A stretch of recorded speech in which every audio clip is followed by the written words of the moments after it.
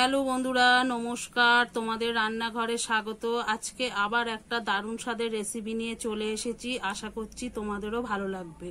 আজকে আমি একটা টিফিনের রেসিপি নিয়ে চলে এসেছি। প্রথম থেকে শেষ অবধি দেখার জন্য অনুরোধ করছি। তাহলে দেরি না করে রেসিপিটা শুরু করে ফেলি। সবার প্রথমে আমি একটা প্লেট নিয়ে নিয়েছি।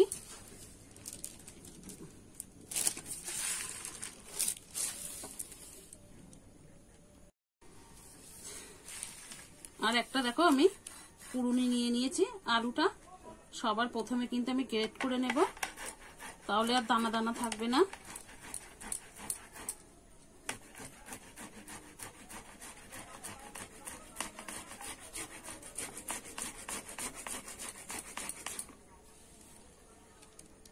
দেখো আমি আলুটা কিন্তু ভালো করে ম্যাশ করে নিয়েছি।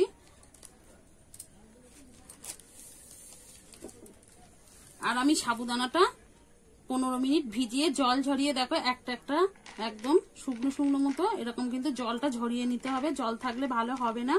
আমি কিন্তু সাবুদানাটা এই আলুর মধ্যে নিয়ে নিচ্ছি।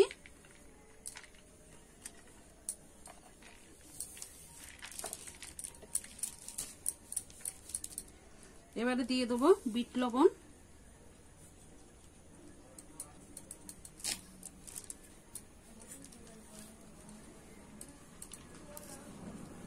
আমি কিন্তু কারি পাতা দিচ্ছি, তোমরা চাইলে এখানে ধনে পাতাও দিতে পারো।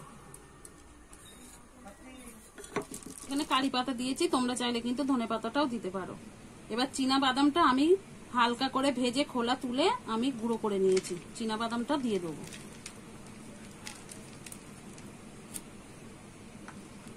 গোলমরিচের গুঁড়োটা আমি দিয়ে দেব। চাট মশলা দিয়ে দেবো। আর শুকনো লঙ্কাটা আমি কিন্তু শুকনো খোলায় ভেজে গুঁড়ো করে রেখেছিলাম, অল্প করে দিয়ে দেবো। তোমরা যে যেমন ঝালটা খেতে ভালোবাসো সেরকম দিয়ে দেবে। আর দিয়ে দেবো একটুখানি হলুদ গুঁড়ো, খুব বেশি না, 1 চিমটি মতো দিয়ে দেবো। দিয়ে আমি ভালো করে এবার মেখে নেব। এখানে কিন্তু জল দিলে হবে না, এইভাবেই কিন্তু শুকনো শুকনো মেখে নিতে হবে।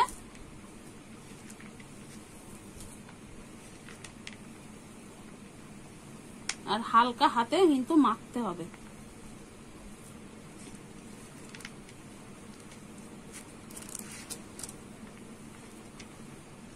আমি দেখো মেখে নিয়েছি ভালো করে।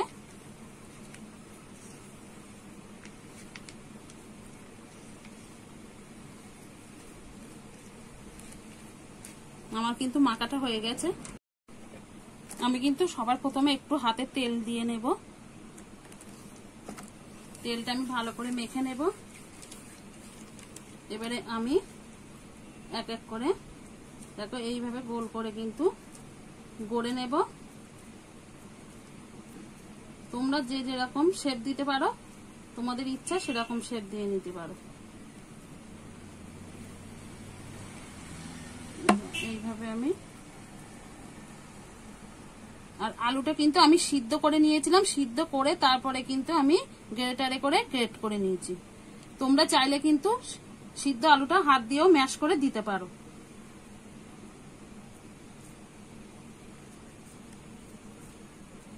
একটা কিন্তু আমার হয়ে গেছে, আবার একটা তোমাদের করে দেখাচ্ছি। হাতে কিন্তু তেলটা মেখে নিলে আর হাতে কিন্তু জড়িয়ে যাবার ভয়টা থাকবে না।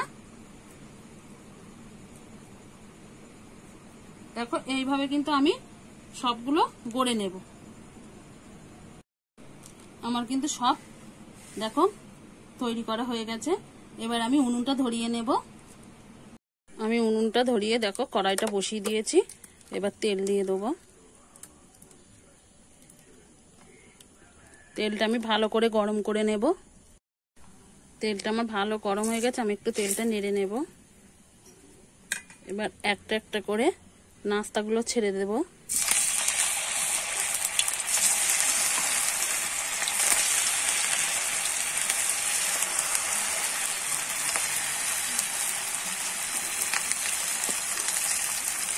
আমি উল্টে পাল্টে ভালো করে ভেজে নেব।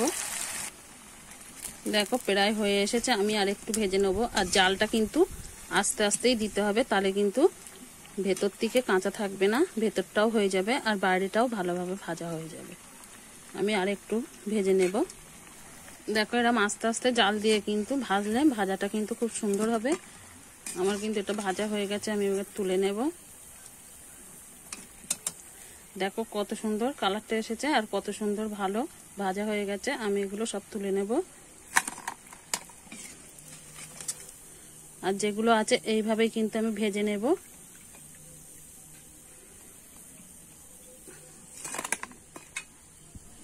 দেখুন বন্ধুরা, আমার কিন্তু সব ভাজা হয়ে গেছে। আর তোমাদের দেখাচ্ছি কেমন খাস্তা হয়েছে। দেখো আওয়াজটা শুনে বুঝতেই পারছো কেমন খাস্তা হয়েছে। আর একটা তোমাদের ভেঙে দেখাচ্ছি কেমন হয়েছে। এখনো গরম আছে। দেখো ভেতরটা কত সুন্দর দেখতে হয়েছে আর কিন্তু ভালোভাবে সিদ্ধ হয়ে গেছে। ভেতরটা কেমন নরম আর বাইরেটা কেমন খাস্তা হয়েছে। তাহলে আমার এই রেসিপিটা যদি তোমাদের ভালো লেগে থাকে একটা লাইক করো, সাবস্ক্রাইব করে সঙ্গে থেকো। নতুন কোনো ভিডিওর সঙ্গে দেখা হবে। ততক্ষণ ভালো থেকো, সুস্থ থেকো।